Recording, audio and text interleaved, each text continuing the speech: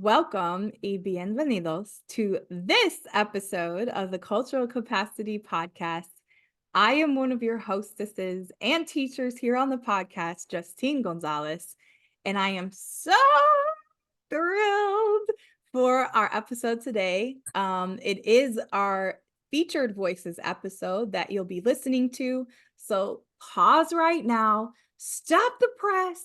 If you haven't already, please, please, please go hit follow on the podcast platform you're listening on right now, Audible, Apple, Spotify, etc. Or if you are streaming this on YouTube, please go hit subscribe. We are very blessed to do what we love to do here at Educator Aid and the Cultural Capacity Podcast. However, you all make it possible for us to continue to learn, grow, and expand together and have more guests, more content, and all the things, and continue to up-level our show. Okay, thanks so much for your support. And thank you to each of you who has been longtime listeners, subscribers, and viewers. We are so glad that you are back for another interview. So typically, you know that once a month we have workplace wellness episode with our in-house wellness expert, Gonzalez-Howard. Then we also have a featured voice, which is an extended interview with an industry thought leader, emerging voice, etc., in different subject matter expertise areas all across the industries, giving us a lot of learning and a lot of just story and being able to learn from others here at the podcast. Then we have a couple episodes each month that we're testing out right now. We've implemented a mix-up episode, a mashup that might feature other podcasts and talk more about popular cultural events and political events happening. And finally, a shorter version episode, which is still reflective of our old formats of asking a question and going deep with it. So we're glad that you're here. And without further ado, in this featured voice episode, you know, I'm probably most nervous for this episode, sister. I'm not really. However, you are hearing and seeing a more formalized Gonzalez sisters than maybe you're used to if you watch our other content. And you do hear from us both regularly here on the podcast. However, I told my sister at one point, you know, you're going to be a featured voice on the podcast, and the day has come. So I am going to introduce her no different than my other guests that I get the pleasure of sitting with here. And oh, sorry, chia seed in my teeth there. But she is also going to receive her flowers, and no, she doesn't know what I'm going to introduce about her. My flowers to give my sister, I could give so many. I'm not going to bore you all or make her cry or make me cry or anything like that. But one of the things that I admire most about my sister is just her unwavering commitment to seeing something through. That is the first thing. I can tell you from very young age, right? I've known my sister literally since I was born. My sister is not only resilient and persistent and consistent in life, she shows up as her whole self. And she also unapologetically sets boundaries in masterful and graceful ways. And I learn a lot from her about this. I am not as savvy in those ways, so she's a perfect balance. The other thing that I want to say is she's an incredible, I actually texted her and her husband, but both of them, and my sister's the one sitting here, but both of them are just incredible parents to my nephews and niece. And I don't witness that very often. I'm not saying that just because she's my sister. I don't have to say these things, but I've been in K-12 education a long time and crossed paths with a lot of parents. And I would say her and her husband, Anthony, are a rare breed in how they allow their kids liberation and freedom, but also show them unconditional love and teaching that is sound and strong and helps inspire discipline. So I'm going to quit going on, but those are all the flowers. There's so many more. And my sister is not only my best friend, a confidant, she's also worked to build Educator Aid for the past 2.5 years, with all of the ups and downs that comes with working with me. but that has been a blast. And I literally, my final flowers, I wouldn't be standing here today without you. We wouldn't be sitting here without you. And Educator Aid would not be having the impact that it's having right now without you. So thank you to our Vice President of Innovation Marketing. That's her official title at Educator Aid. In case y'all wonder, there are many other ventures, and she might talk about some of those, but she's also the executive producer of Sketch Therapy Network, a channel and a show on YouTube. She may talk about that later, but I did want to drop that so you all are aware. And she does a great job of directing me. I just tell people I love to show up and put on wigs, and she tells me the rest. So I'm glad to have you here, sister. And I'm glad for the people to hear a different side of you, maybe than just that goofy side, or just the behind the scenes matriarchal role that you often play at Educator Aid. Because there's a lot of depth and a lot of experiences, both heartwarming and heartbreaking through her career in nursing.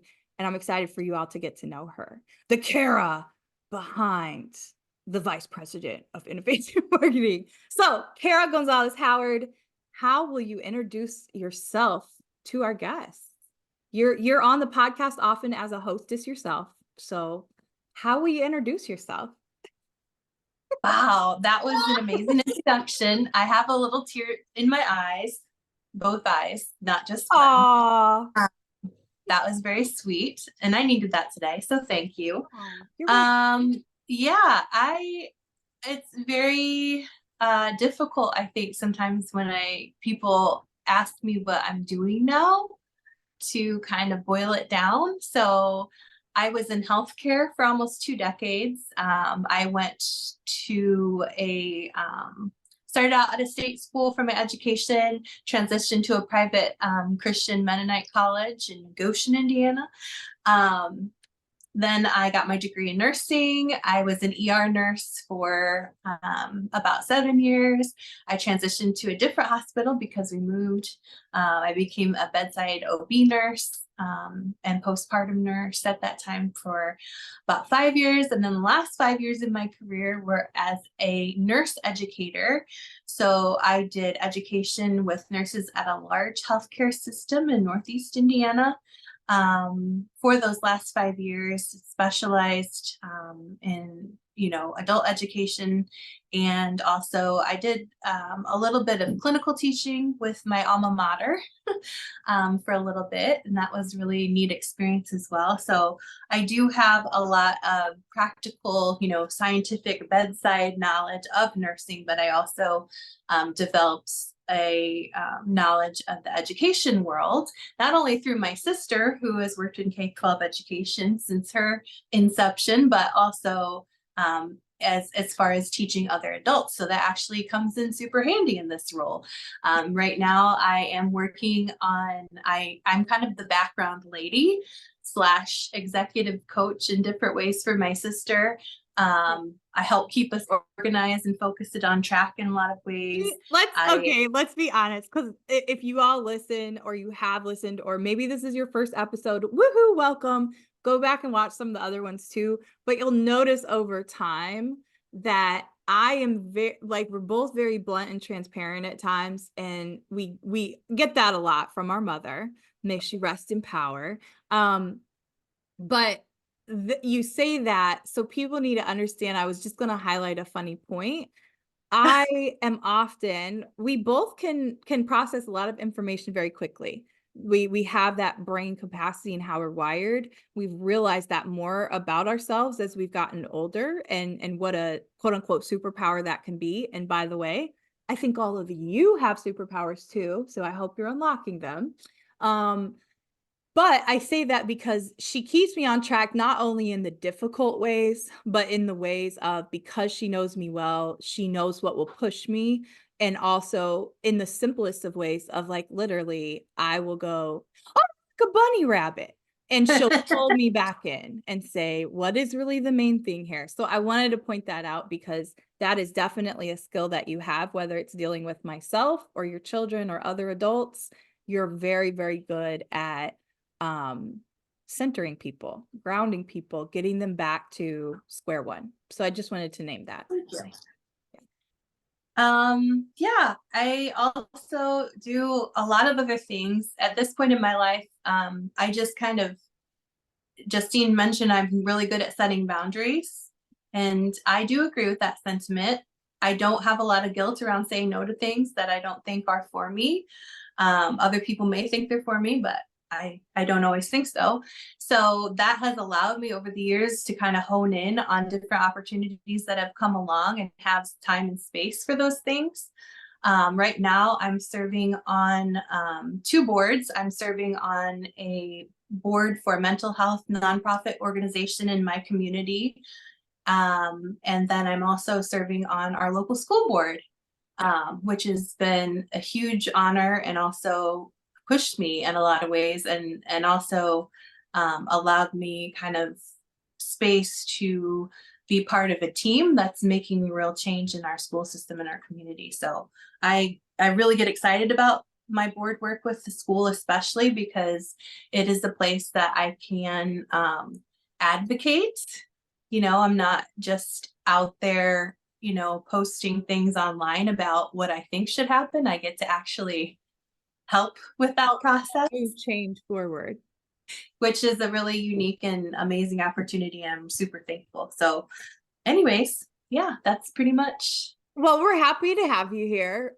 You did not bring your tiny mic today. I see you didn't bring your I tiny. didn't bring any mic because I'm trying to project and be, I love it.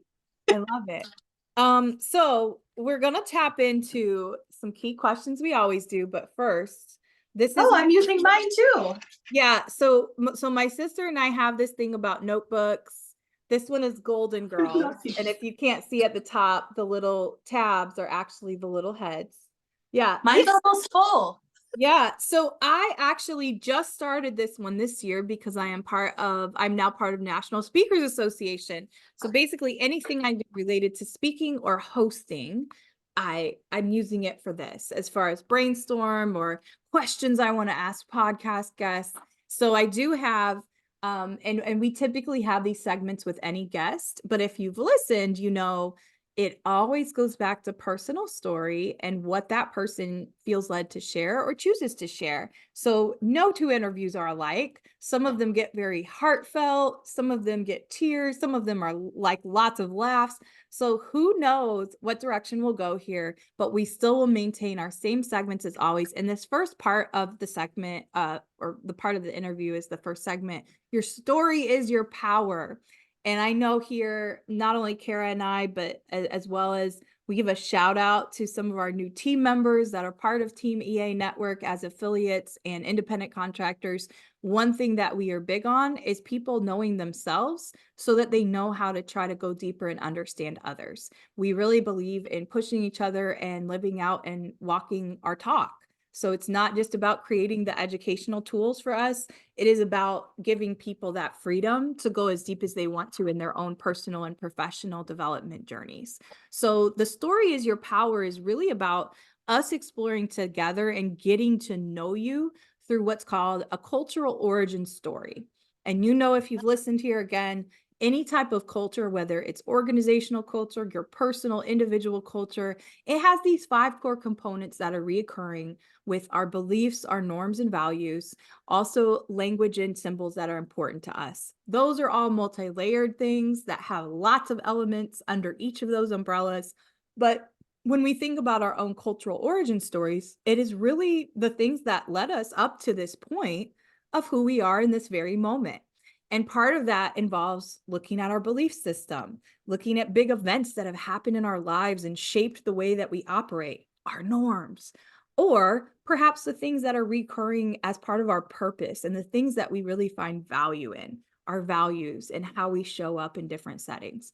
So all of that to say, talk to us a little bit about your upbringing. And this, again, should be a little unique and interesting because your hostess, Justine, who you probably know a little bit about if you've listened, you will find that as much DNA as my sister and I share, as much as people say, oh, you all laugh the same, you smile the same, we also are here to demonstrate you can share a heck of a lot of DNA. And also you have very different lenses of the world, very different lived experiences. So I'm excited to hear how my sister shares and talk to us a little bit about little Kara and your childhood and just growing up. Our dad just told me the other day, and he said this to me several times over the years, and it always surprises me. But he said, I never expected you to go and get married and live out in the middle of nowhere like you do.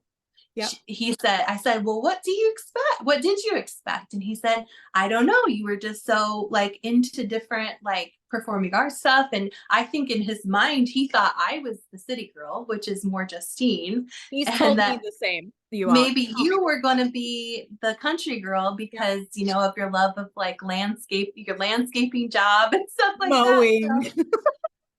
So I always kind of respond like, well, it's just kind of what happened and nothing just happens to us. I didn't realize that. But yeah, I've always from a very young age just sort of floated in a way where the wind blows me, or in my interpretation of that, I listen to the voice of God, not the literal voice of God, but God's hand in my life.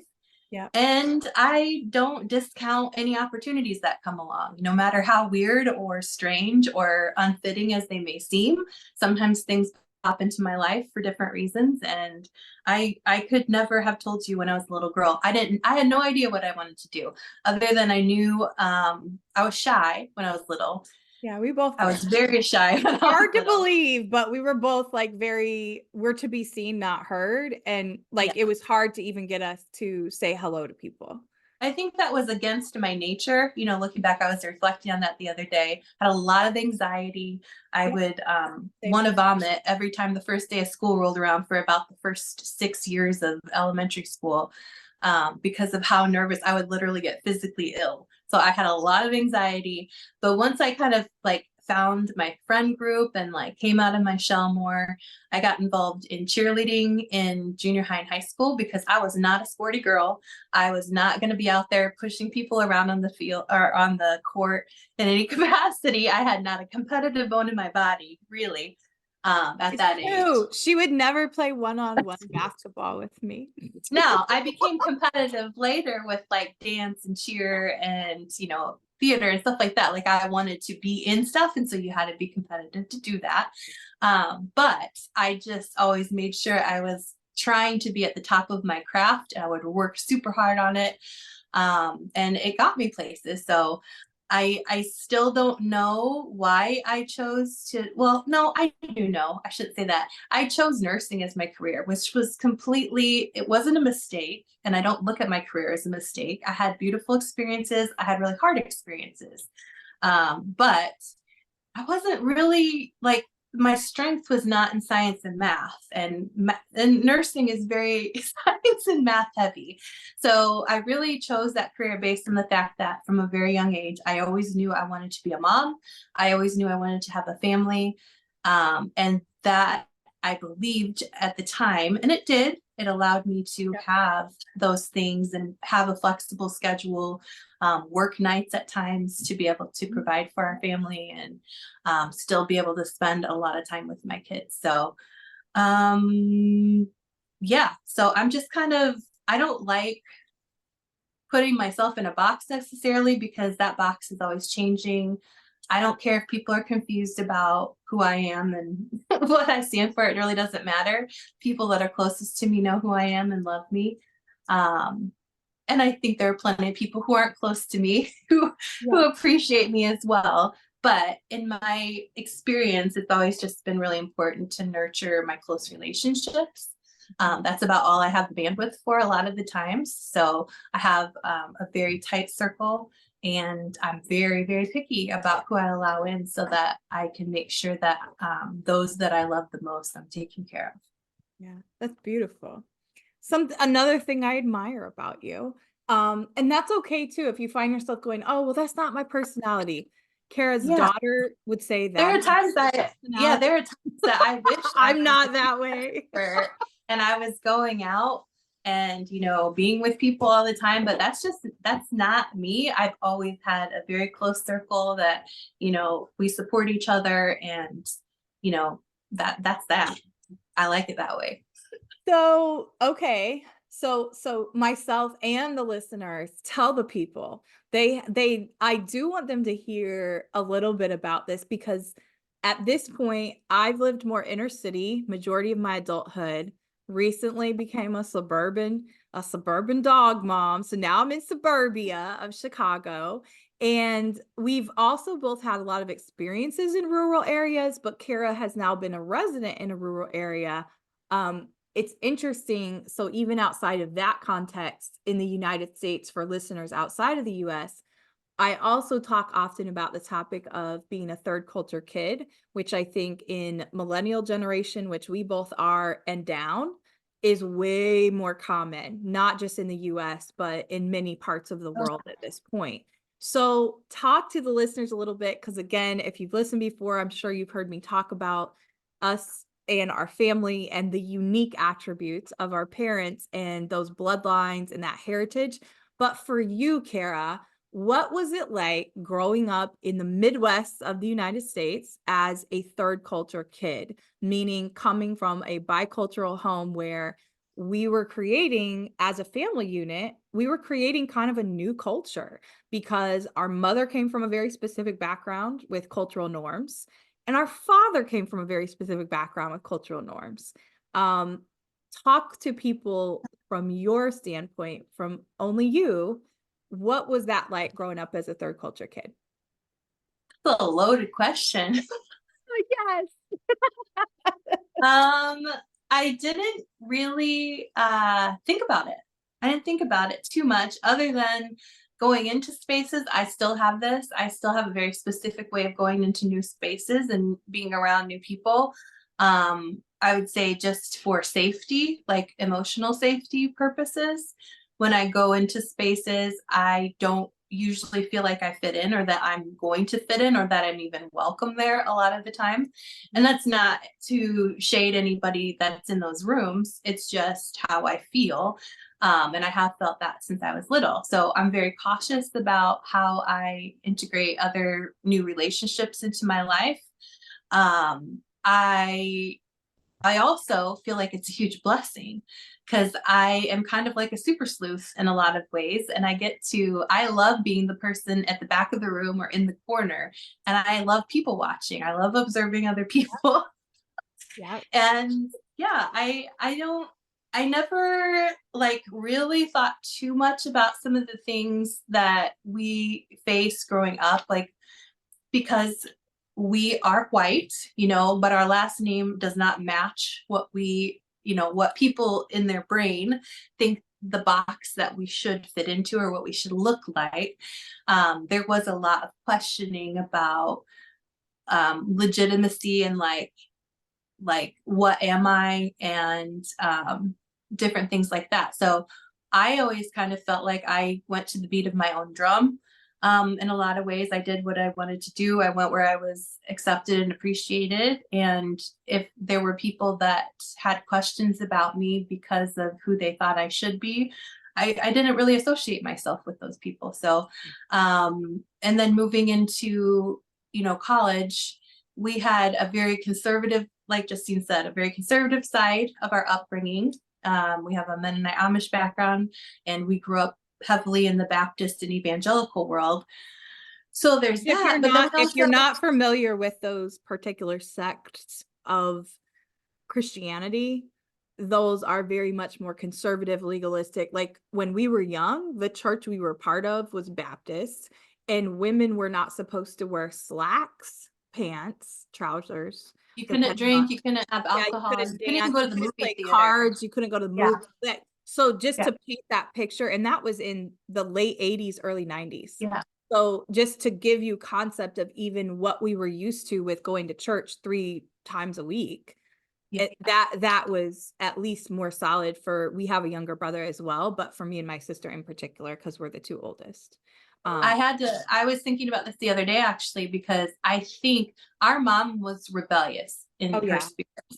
Okay. So even though she said all these really conservative things to us a lot of times in trying to bring us up that way, we were allowed to go to public school. I was allowed to put on a short skirt for cheerleading in 7th grade and 8th grade and wiggle my booty out there. Mhm. And I was allowed to wear spandex on in dance Mhm. in high school and do all these things that it's I like, was okay, allowed to you're wear a nurse over skin here. tight unitard and prance Yeah, around. I was allowed to be a performer, which was like Yeah. in church, it's like women are to be silent. You're not supposed to bring attention to yourself. You're supposed to be modest, all this stuff. Well, hang on But though. Hang we were on. allowed to do all these things. But I want to say this so you don't omit it, and so people know when the star was born. So tell the people, what was your first stage appearance as a solo artist singing?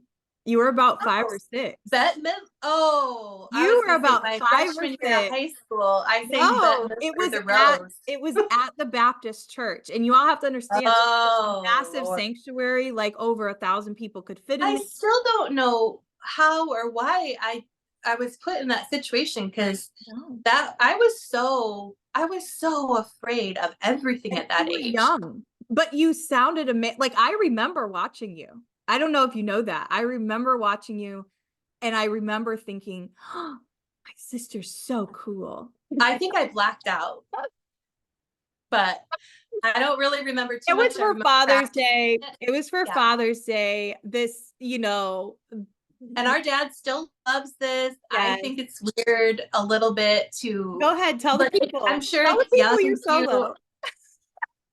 It was called I Want to Marry Daddy When I Grow Up. And the lyrics were, I'll wash my face and comb my hair and show him that I really care. Yeah. I want to marry daddy when I grow up. So Um, we know why our dad treasures it, and that's not weird. yes. What is weird is Yes. in our own deconstruction journey, which so many of us have been on, despite the actual religious upbringing, whether you're Muslim, Christian, whatever, in the world, this is something that's happening in our generations of going, oh, no, we need to rethink how we think about but now we look back and go, oh my goodness, it was brainwashing from the time you were born of the patriarchal structures of what women are supposed to be doing to make their husbands proud. Yeah. And like love them. Anyway, Yeah. sorry, that took a turn, cultural capacity. No, but I wanted to point it out because that was one of the first times, right, that I remember seeing you on a stage. And you have been a performer throughout your whole life. I think when I was in 7th grade, I was blessed enough to make the cheerleading team. I had not had a day of gymnastics. I stretched so much between 6th and 7th grade that I learned how to do the splits. So that was cool. And I used to try to do them too. And that's when I had to first accept my first growth mindset, you all, when I was about 8 years old and she was able to do those things. And I was able to dribble a ball and make 100 free throws in a row, but I had to go, yeah, I'm not shaped like her and I can't do those things. I found my body at that point. I loved being able to push myself in those ways. I loved learning like dance and being able to bodily express myself. And I felt like I could completely be free in those moments. I loved all of it. So I've always had that sort of attraction to that because it's an outlet for me. There aren't a lot of situations that you can go and express yourself with your body that's socially acceptable. So I love that, and I still love it. And I do it right now in the privacy of my own home. As soon as the kids are out of the house, I plan on auditioning for some, things for some theater productions. Really? So Oh yeah. this is news to me. I mean, at that point, I'll be like the old lady typecast, but I don't care. I'll be the old lady that can dance and do this. I might have to make this episode explicit, but I have to say it this way. You'll become like the stage mom, but also like, oh yeah, that's the old bitch that has one line at the end. Yeah. Oh no, I will have more than one line. Oh, you will. It was funny because of the way you said it, and I immediately thought, oh yeah, that's what the 20-somethings will say.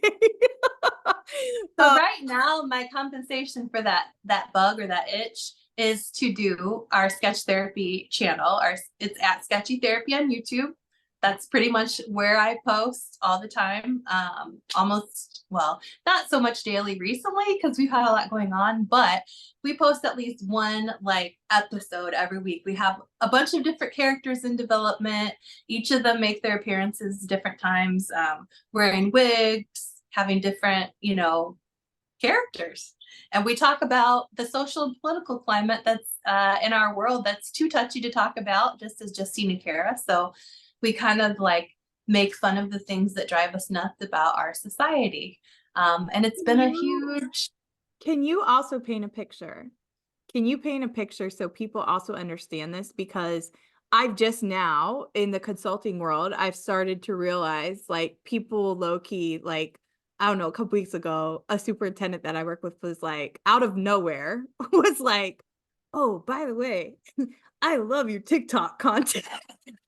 So now I'm realizing like, okay, but people may find it fascinating to know most of our family does not watch or even know that we have this whole YouTube channel of like improv sketch comedy.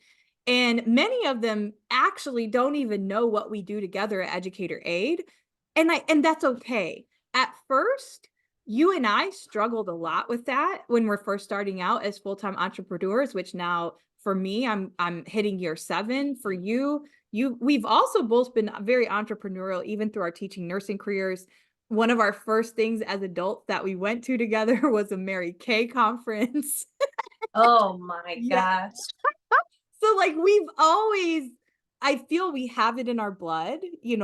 Our grandparents had a lot on both sides, had a lot of entrepreneurial spirit, and also just like, hey, I'm going to disrupt this because of intercultural marriage, because it's a form of rebellion for me. And I do think it comes from my Puerto Rican side. I do give it that because like what we were talking about earlier with our upbringing, this whole other dichotomy of we have this very conservative side at home, but then also our grandparents, my dad's parents, our Puerto Rican side owned a restaurant with a bar. And our grandma was the bartender. All the time, music, people drinking, smoking, all this stuff. So it's this whole other like. We'd see our teachers getting like there were teachers from the schools we went to that would come to the restaurant and get plastered. I never knew that was going on, but I always remember being afraid of smelling beer when somebody walked by. I would hold my breath. If somebody I knew had a beer at their table walked by me, I would hold my breath because I'm like, I'm afraid of this smell. What is this going to smell like? It's bad. So it has to smell bad. Did you, in your kid brain, did you think you were going to get drunk off of the vapor? I don't know. I just thought, I don't want to smell this. This is so bad. But anyways, I think that a lot, like that was the window, right? To be able to see, oh, there's a whole other world out here. And then being at school and seeing like some of my other friends being able to do different things. But I've needed that outlet and I still need it at age 42 to be able to like, I don't know why. I think for me, what I have realized, especially over the past year, it balances. There's a part of me that craves that type of energy and that type of creative release because it's so different than the data and communications work that we do at Educator Aid. And so for me, it's almost this balance of right brain, left brain. I love both. I'm great with both in different ways. And I think most people are, but sometimes we don't know how to balance out that brain power. It helps me process my emotions and thoughts a lot. So I can turn I know for comedians, like they turn a lot of very negative experiences in their life into something funny that they can laugh about. So that's what it does for me, like on a cultural level, when I can get very overwhelmed at like the state of the world and things like that, because I'm raising 3 kids. I didn't think about it too much before that, but now I have to think about it. And so it helps me release some of that. I also, I do agree too, like it's helped me to become a better communicator, a better speaker, a better everything, and think like quickly on my feet. Whereas before, I don't think before I started doing our YouTube channel, I was very able to fully communicate in the way that I felt like I should. And to be honest with you, I had a sense of shame about starting the channel in the first place. And I still revisit the sense of shame once in a while because I don't want people to get the impression I'm doing it for attention, because I'm definitely not.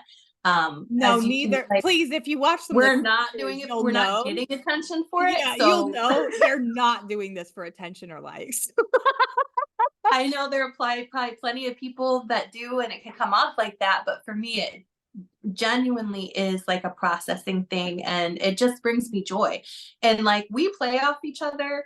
So I don't care if anybody watches it other than like the two of us. If we think that, like, I always die laughing at We the things in the send, scene. just so you all know, like if she does one or I do a character or something, we will literally have the video in there. It's not live.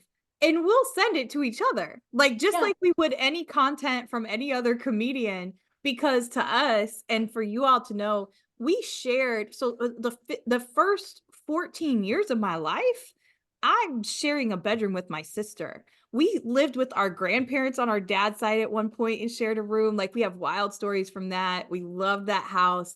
That's when we first started recording ourselves on a big boom box. Like, so there's certain things when we go back, and this is a great modeling for people to understand when they hear, because I know some people kind of scoff at, oh yeah, inner child work. Oh yeah, inner healing. No, we're literally have taken this journey of revisiting what lit us up. And actually, our mom, like, she's told us before, it was so entertaining because we would lay in bed. There was one house we lived in on 113, and we had twin beds, peach comforters, twin beds. But I mean, our beds, it was a small room. So our beds were only like a foot apart. There wasn't a lot of space. We share a closet. Kara would find pit stains and stains from me wearing stuff I wasn't supposed to. That was hers, to the point where this woman, she was a girl at the time, she created a notebook and she needed to map out because she didn't want to repeat outfits. It was my journal. It wasn't a notebook. You were in my journal. Well, no, that was a diary, and I just happened to figure out how to get it open. It had a lot. No, but she would start saying, this is what I'm wearing this day. This is what, like, she started scheduling that out. I wanted to make sure I wasn't repeating outfits too often. And then if she would choose something and go, why does this smell like BO? The funny thing is, I think between the two of us, we probably only had 2 weeks worth of clothes, but somehow. But then we would make it go further by alternating. but all that to say, I know our mom would say, like, you all were just so entertaining because we would lay in bed at night. It's kind of amazing that we actually were rested well. When I think back, we would just talk about bizarre things. What Justine doesn't know is I was always asleep and she was just laying there talking. Probably so. It's very typical of today still. No, it's but so talk to me then. So Kara's entering the nursing world, but during that time when you have the shift of, you were even an RA at a large state school, but you shift back. Ball State University. Ball State, go Cardinals, chirp chirp. If you're from Indiana, you know all about it. But then you transfer. What initiated the transfer to, we got to rep them, to good old Goshen College, where you not only taught now as an adult professional, but you attended there, you graduated from there, and you would tap back into a very cultural part of who we are. Talk to us a little bit about that, because I'll say this, Kara, my friends who only know of you and they know about our background, these are usually Chicago-based friends, and they're being authentic. They always want to know about Amish and Mennonite. And they also are fascinated if they've ever, and I'll even say, I'm like, yeah, my sister was a practicing Mennonite, like literally as an adult. And then they want to know everything. So people want to hear about this experience. And I am not a person who reverted to that. I stayed in that evangelical zone for a while. And Kara, you decided to actually become a practicing Mennonite, covering. I still do consider myself to resonate most with that particular genre of faith or denomination, that whole Anabaptist faith, I don't know if it has to do with like just our ancestral roots or what, but What is um, Anabaptist? Will you tell the so viewers what Anabaptist was a technically that is? movement that broke away from like the Protestant branch way back. I don't even remember dates anymore, but they left Europe and they came here for religious freedom. And I actually live, my county right now is over 50% Amish. So I still have that around me, which is comforting in a lot of ways. In a lot of ways, I view the Amish a lot as like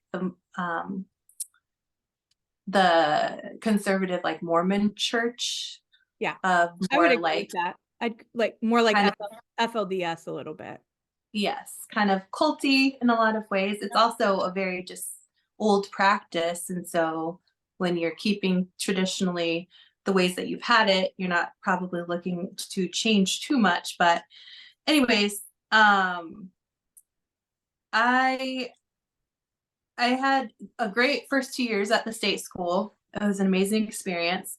I dated a person there who, this was like when 9/11 happened, was my second year there, and he was in the military. And so he was getting called up to go over to the Middle East, and I was devastated. And I don't even really clearly remember like the whole breakup. I know I ended it because it was just not something that I could handle. Um, but at that, It was tough on I you. was in a lot of distress, and I think I just needed to come home, and I didn't really know what else to do or where to go. And my mom and dad like heavily encouraged me. They said, you can come live at home, just go to Goshen College, it'll be great, they said. Oh, I'm sure they did. And at No. that point, it's like I was in a very infantile state emotionally, and I just sort of did whatever I could do to find comfort in a lot of ways. And that ended up like being, I was thinking about this yesterday. I don't even remember living at home during those couple of years that I did. I don't even remember. I don't have any recollection You because I think weren't I was there. Like working and you going weren't to really school. there a lot. And my only frame of reference was there were 2 summers that coincided with it because No I recollection. and I was only there during like 2 months of summer essentially. But even during that time, because that was on Lynn Drive, that like we had our own rooms at that time, but that you were never there. But I Yeah. was also the same, like in college, working, doing multiple things. So it was truly a way to save money. And thank God, our parents allowed that. Yeah. So during that time, I sort of like was kind of rediscover. I'd gotten a little wild and crazy and woolly at college, and I was like, okay, I need to rein it in. I was going to church and stuff. I had even been on a mission trip to Romania during my couple years at Ball State, and that was wonderful. But I We just went was on like, a sister's spring break. yeah, we did. um, I was just trying to figure out ways to, I don't know. I just started having these thoughts of, I'm not doing this right. I need to find the right way to express my faith. At the time, I had a group of friends that was conservative Mennonite, but they were like in the Amish tradition, they call it Rumspringa, where they're like in their wild years or wild phase where they basically can do whatever they want. They can, it's the period of time when you're a teenager where you can go out and you can explore, and that is open to interpretation. The parents don't judge, the community doesn't judge, you do whatever. And I was doing whatever during my years at Ball State. So anyways, I found this group of conservative Mennonite people that I really loved hanging out with, and I was like, well, they're the girls in this group are wearing coverings most places we go. Like I would snowboard with this group, and like the girls would wear their coverings while they were snowboarding and things. And it was, I don't know, I think it was probably me trying to fit in a spot because I started going to their church as well. But then I also, along with that, was studying scripture and felt like, oh, actually, scripture does say women should cover their head and worship. And since you're supposed to worship God all the time, you should always have your head covered. Okay, makes sense. So I started doing this, and it was very uncomfortable. It was very uncomfortable. I had friends and family that were like, oh, we didn't actually mean this. This isn't actually like important. This is super. It was really funny, like what people chose to fixate on, because these were like Christian, very conservative people. But it was almost like it was like, oh, you're joining a cult or something because you're choosing to do this. And I I'm like, think what is that different about it's this little thing I'm putting on my head, and yeah, I don't understand how this is any different than you choosing not to do things. this is I'm doing something to show my faith. right. They called it the sin sifter. Oh, And really? I've never it was even heard also like that. it was like a judgment of like, oh, you're trying to look holier than me type of thing. That's so wait, so hang on. So, and you all know, I jokingly always say I tell on myself. You all have heard me say this. I've already done a public apology to my sister. Not doing that again. But no, but this is interesting though, because I've never heard you describe it that way. Yeah. I knew there was hurt, but I also knew the role that I played in that. And for me though, I never perceived it that way. I couldn't understand it because like I had visited you at Ball State and I knew my sister's a free spirit. Why is she doing so? For me, my deflection tactic was comedy, and it was saying, oh, you gotta put on your covering, don't forget your covering, like, which is not okay. So I think this is actually a really perfect conversation, because often, especially in the States, we think that the heated conversations and stuff come from only racial tensions or only sexual identity tensions. And actually, most of the discrimination and people being shut out of their own families in the States, at least, I think it goes a lot back to religious beliefs. And it's Yeah. very petty. It's very petty because we grew up with our great grandma, like, we never knew her to not wear a covering. Like that we were just used to that. And it wasn't strange. It wasn't weird. There was nothing to make fun of. For me, as your sister, it was just so different than who I knew you to be. And I didn't understand it. And quite frankly, I didn't even know how to, like, it didn't bother me. I didn't ever feel I think embarrassed a to lot be of our around you. like some of my friends and like our parents and stuff, I think were embarrassed. Like they didn't want me going out in public with them looking like I because never felt I was wearing I would people give like that. you I would rib you, but I never felt that way. But I also had friends at college who were also like one of our cousins. She was a Yeah. practicing Mennonite and we were friends at college. So like it Yeah. wasn't that To part me, I never. was like, oh, I found this thing that I can like grow closer to God. And like also, I know I want to get married and have a family. This specific culture, like, really is into that. And I think this could be something for me. I think I'll find a good man to marry in this, group of people or whatever. That wasn't the only reason I was hanging around, but it's like, I so as I got backlash somewhat from people and different responses, and it wasn't always overt. It was like just you can tell when people are like, it just felt like, well, okay, if I'm doing this, I'm making people uncomfortable. I don't know if it's worth it at a certain point. So I just sort of quit going to church there. I went back into the evangelical world, which I felt really like when I stepped back in. I remember I went to the church that our parents attended in Goshen for a long time. I know Name it, you know what I'm talking about. But it felt like it was a mega church and like not too mega. It was attempting to be on that fringe of the early 2000s, mid 2000s rise of the classic Joel Osteen, TD Jakes, more mega. Yeah. It was a concert, like, people wearing jeans.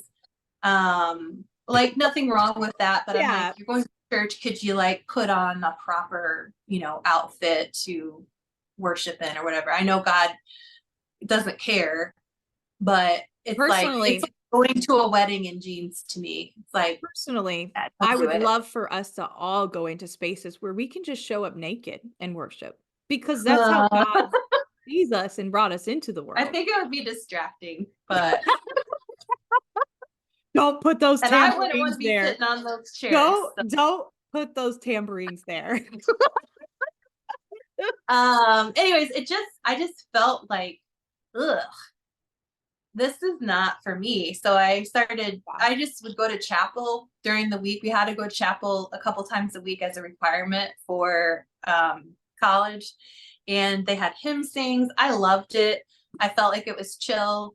If anybody's familiar with Goshen College or Heston College in Kansas is similar, like it's a it's a liberal arts school, even though they're Mennonite affiliated. It's Mennonite USA, which is a very progressive and Internationally affiliated. affirming church. Yeah. They had a lot of international students at our school, and so it felt comfortable for me there and beautiful. It didn't feel judgy. I had a lot of friends that were in that specific Mennonite conference, and I actually lived with that group of girls my senior year, who were all like Mennonite, like progressive Mennonites. And I would talk to them about things I loved visiting you most at that house. You seemed I loved happy it. and at home, like during the college years when we would get together and stuff. Yeah. I felt the most like, okay, my sister is cool and like she's okay. Like not because you asked me to do that. You just know that is my tendency, is to worry or take on people's things, even if they don't ask me to, and I'm getting better about it. But that made me feel better because I knew how hard your breakup was, and I knew you were trying to fit in the same way I was feeling, because I was I also don't even know if I was trying to like, fit in. It was like I found cool people to hang out with, and find a crew, Yeah.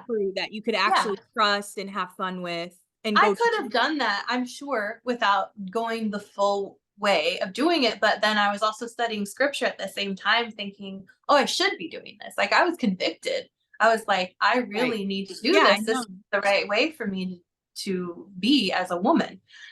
And so, but then also that left me feeling like, oh, I can't wear makeup like I did. And you love makeup. I loved, you worked at a makeup counter for years. I know. I can't wear the clothes I want to wear. Like all these things. Hear a common theme of the clashing and yin and yang of our worlds once again. Yeah. So anyways, I just felt very comfortable in the, kind of progressive Mennonite space. The girls were wonderful. We talked about our faith, and it was like, for a while, Justine, I was convinced they weren't even Christians because they didn't speak the same language of evangelicalism, which is saved by grace, accepting Jesus into your heart, salvation, all this stuff. It wasn't the same. There was something like, we're reading the same scripture. We're both Christians, but like, I have this thing where I have to say this specific sinner's prayer in order to be saved. And they didn't have that in their liturgy. Like it was just like, God loves me. Imagine God loves me just as I am. Because of that love, I'm supposed to outpour that to others around me and care for others around me. And that is the bulk of my Christianity. So it was a whole different thing. I wasn't judgmental towards it after, knowing them and knowing who they were and realizing like, oh, these are actually amazing people. They're not hypocrites like a lot of the people I knew in the evangelical circles that I was running in. They're not like pretending to be one thing and struggling with this thing in secret. They're just like living their lives honestly and authentically, and I loved it. And trying to be in community along the way. So there is such a community there too. I have a compassionately curious question. And viewers, you all know we love to get compassionately curious here, because it does help us better understand people, their story, and who they are right now in this moment. What advice would you offer to those, not just in the United States, but the thought process you're describing? You might hear people call it programming, conditioning, sometimes colonization, depending on the model of religion that you're part of. But even if I've grown up in a conservative Muslim home, a conservative Jewish home, a conservative Christian home, conservatism has the same elements, even if it's wrapped around different scripture or different core beliefs. And a lot of it all goes back to the same tactics of wanting to control people through legalism and or make sure that they have a certain way of viewing the world or seeing the world. Both you and I have gone through this process and are still in it and will be our lives, because I believe in the evolving of faith. I believe in a living faith and connection with God and our creator. So that being said, though, when you're starting to have those realizations as a early 20 something and going, wait, I know this feels like love and this feels like the unconditional love of God that it should be, and I'm seeing how this plays out in people's lives. How did you get away from that and realize, because you just shared something that is really key. So if you missed it, listen to what I'm saying or go back and listen to what she said, which was, I realized, oh, I'm nervous about, wait. Do they really belong to God in the same way?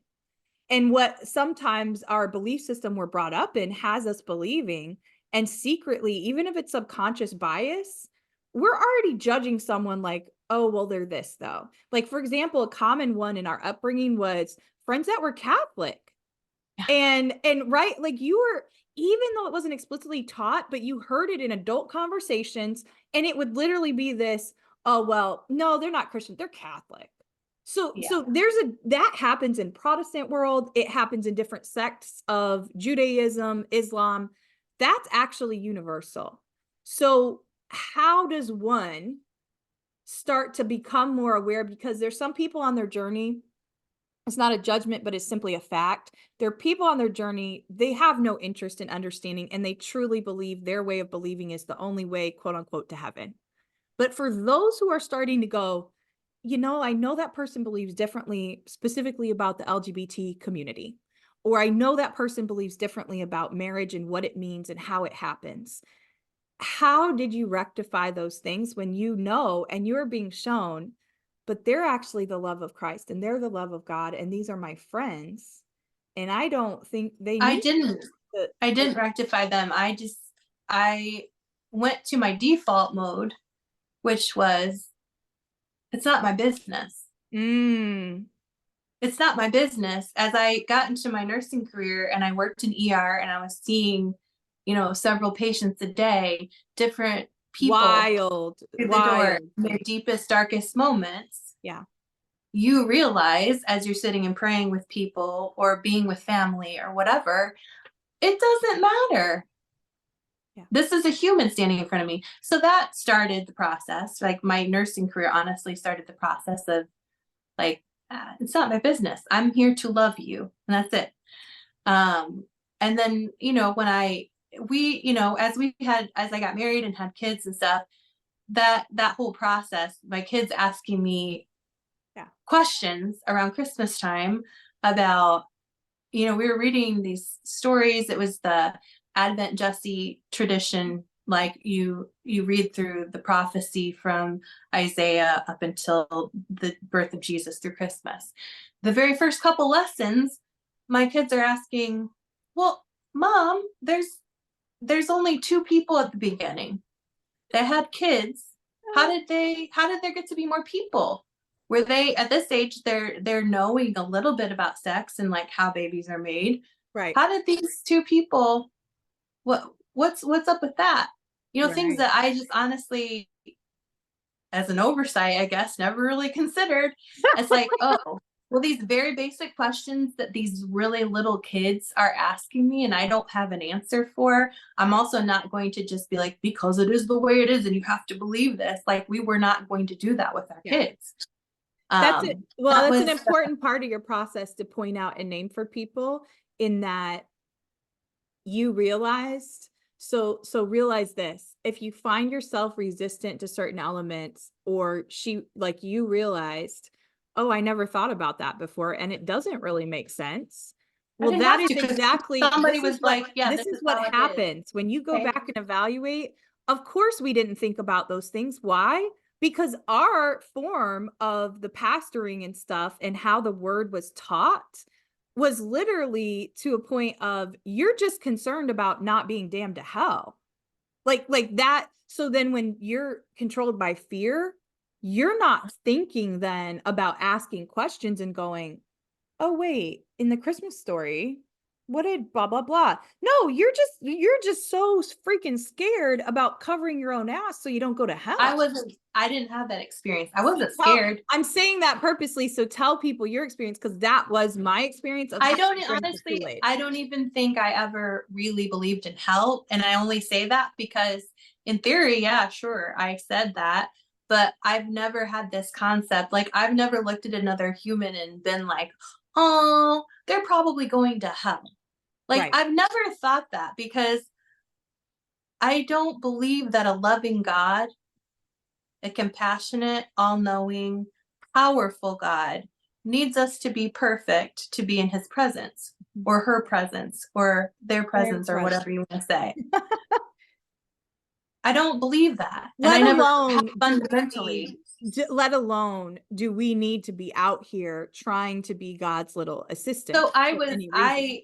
I never have had that intrinsic fear. And I am grateful for that because I know a lot of people, that is one thing that keeps them from even starting to ask the question because they're afraid of this thing called hell that they have been Yeah. shown explicitly Yeah. images of, terrifying images of, from the time they were popped out the womb.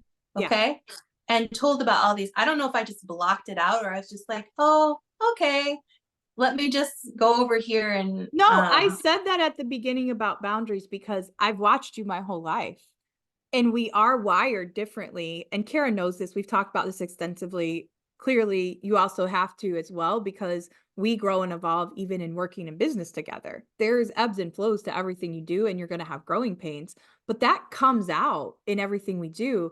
You've always had much more of a self advocacy. And even if you're not telling people what you're doing, or you weren't telling our parents, you are going to decide your own life and create your own life.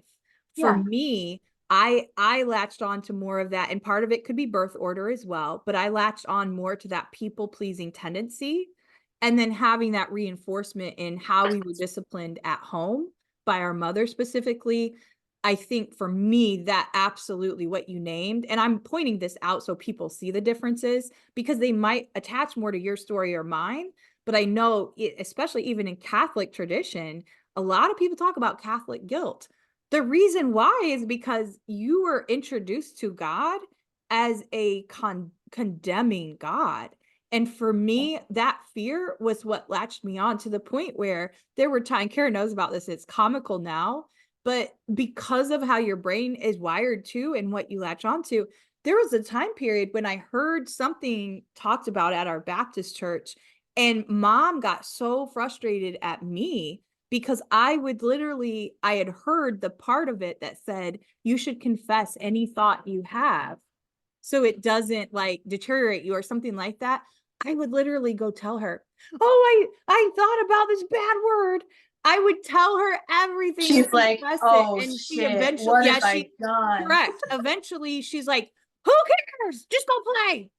But for me, who is a deep thinker and I wanted to do right by God, it morphed into people pleasing and self-worth issues. So we have to be clear about it because there was a different agency and advocacy. And even though we were experiencing a lot of the same things, every kid is different with what and how something is I indoctrinated. think, yeah, as a form of self-protection, I probably leaned more towards doing my own thing. And that meant at times keeping things from my parents. Yeah. That meant twisting the truth quite a bit because it's like, I know I will not be accepted here if they know this. And I need to protect myself right now. And I still don't know. I don't have guilt about that because I was living my life. And also in my mind at the time, I was making them comfortable as well because perception is everything. Now, do I go about my life like that now? Absolutely not. I don't care. I surround myself with the people that love me and support Yeah. me. And that includes my No. family. You know, like they're not going. It's interesting because you went the route of protecting yourself. I went the route of abandoning myself to try to please. And Yeah. so that's also an important Well, which is differentiation. what you were doing the right thing according to what we were taught. Well, But right, according to it. However, it doesn't mean that I actually even took the time to think, oh, this is right or wrong. No, I'm terrified. I'm terrified of being disciplined physically at home. And I'm terrified of then this supernatural God striking me down with lightning because I thought a bad thought, according to what? According to what a Sunday school teacher who has no knowledge of theology told me. I don't know. Right. So you look back at that, and I'm saying this because so much of our audience is parents. Just remember this with however you are teaching your children and allowing them to choose a path, because it's just not it's just not always going to be processed the same with all of your kids, and your kids are different, and that's okay. And that was something though that I always, I think, admired about you, but I also was very unaware of how much that influenced a lot of my anxiety and just a lot of things, and why I I had I people. will say I latched on to the fact that I learned that I was loved by God. Even though all these things were saying contrary, I Right. knew what scripture said. I knew that my relationship with God, I felt loved and I felt guided.